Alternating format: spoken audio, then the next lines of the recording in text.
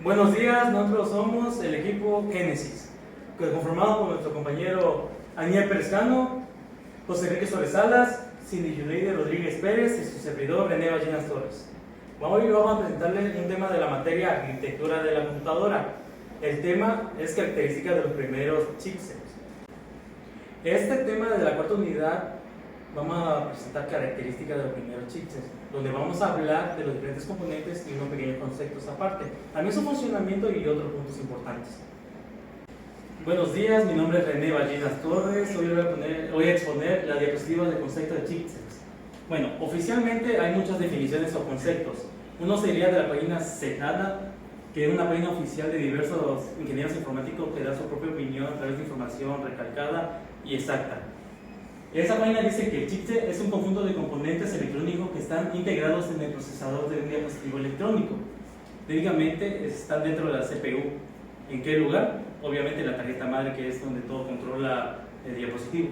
Y que su función es controlar el flujo de datos entre el procesador y la memoria y los diferentes periféricos que hay en un ordenador. Otro concepto sería la página oficial de HP, unos desarrolladores de tecnología de computadoras que normalmente es mundial y ya conocemos. Ese dice que es el controlador de tráfico entre CPU, tarjeta gráfica, RAM, almacenamiento y periféricos. Los expertos han referido a él como el pegamento de la tarjeta madre, ya que obviamente sería la placa base de la tarjeta madre. El chipset es básicamente la parte electrónica de la tarjeta madre que se comunica con todos los componentes y dispositivos conectados. Da a entender que técnicamente el chipset no es la tarjeta madre, es un componente que hace que transfiera los datos de la tarjeta madre del chipset a los componentes que controlan la CPU. Acá hay un ejemplo. Acá hay una imagen del chipset y una imagen de la tarjeta madre. Sus diferencias, puede decirlo. Un error del ingeniero informático o cualquier informático normal o común actualmente o antiguo es que se confunden, ya que piensa que el chipset es la tarjeta madre, y eso está mal, ya que el chipset es un componente de la tarjeta madre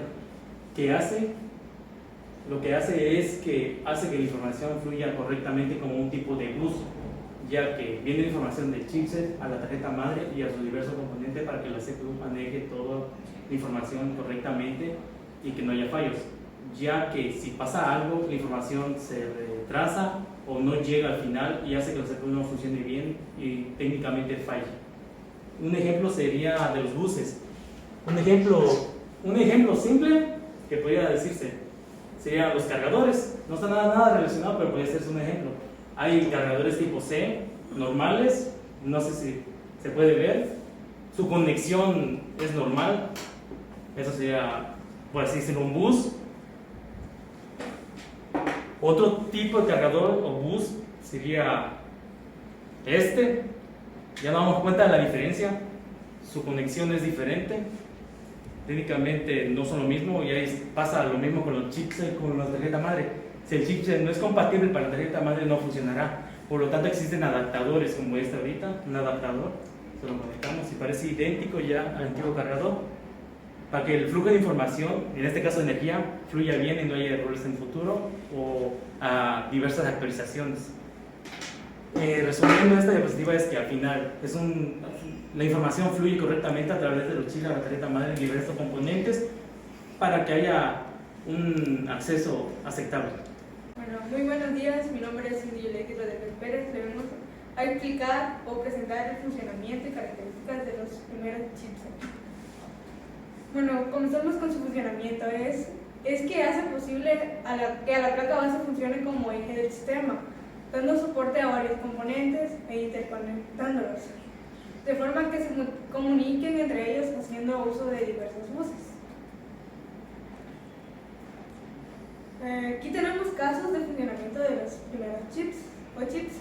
En el caso de los computadores PC, es un esquema de arquitectura abierta que establece modularidad. El chipset debe tener interfaces estándar para los demás dispositivos. En el caso de portátiles, el chipset puede ser diseñado a la medida y, aunque no soporte gran variedad de tecnologías, representará alguna interfaz de dispositivo.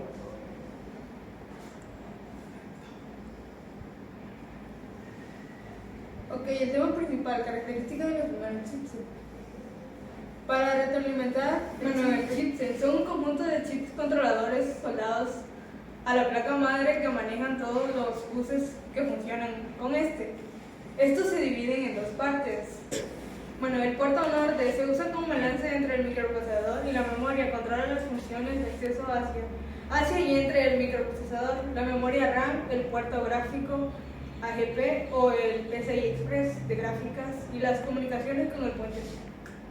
Bueno, el siguiente sería el South Bright, el puerto sur.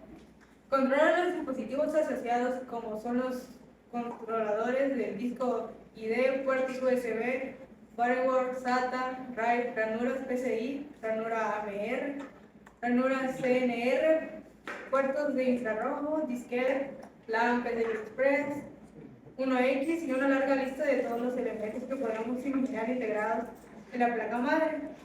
Es el encargado de comunicar el procesador con el resto de los periféricos. Mi nombre es José Enrique Suárez Salas y aquí le viene un ejemplo. Bueno, el Notebook se encuentra al lado del slot y de las placas de memoria. El Storage se encuentra debajo de las placas de memoria.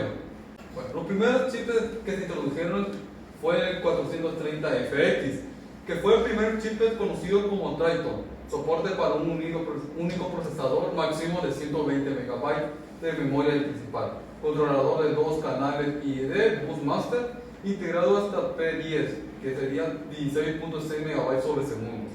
El siguiente fue el 430HX, sustituido por el FX conocido como Triton 2. Soporte para 2 procesadores hasta 512 MB, 4 bancos de memoria hasta 512 KB de cache y 2 puertos USB. El tercero fue el 430BX, posterior al HX, pero menos potente hasta 128 MB. Soporte de memoria de IMM y SD RAM. El 430TX fue el siguiente, con un máximo de 256 MB hasta 3 bancos de memoria. Soporte para módulos DIM, SDRAM y de 64 MB. El siguiente de salir fue el 440FX, conocido como Natona, utilizable para placas base Pentium 4 y Pentium 3, hasta 2 procesadores de 1 GB repartido de 8 bancos. El 440BX no se podía mezclar con módulos EDU con SDRAM, hasta 16 GB tanto en EDU y SDRAM. El 440EX fue el último en salir, que fue el 1 chipset de bajo coste diseñado para Celeno. Soporta más de un procesador ampliable hasta de un máximo de 256 MB de RAM. Buenos días, mi nombre es Daniel Pérez Cano y les voy a dar las ventajas y las desventajas de los primeros chips. Las ventajas es que tiene menor peso y longitud de conexiones, mayor velocidad de respuestas, un menor número de componentes auxiliares, e igual un bajo precio y consumo de energía, y se evitan largos periodos de comprobación de compatibilidades y funcionamientos, y establece una comunicación serial, e igual se caracterizan por tener interfaces estándar para los dispositivos. En las desventajas, pues, no se puede actualizar, pues se encuentra soldado a la placa, limitaciones de nivel de potencia y voltaje, no es posible integrar bobinas y transformadores.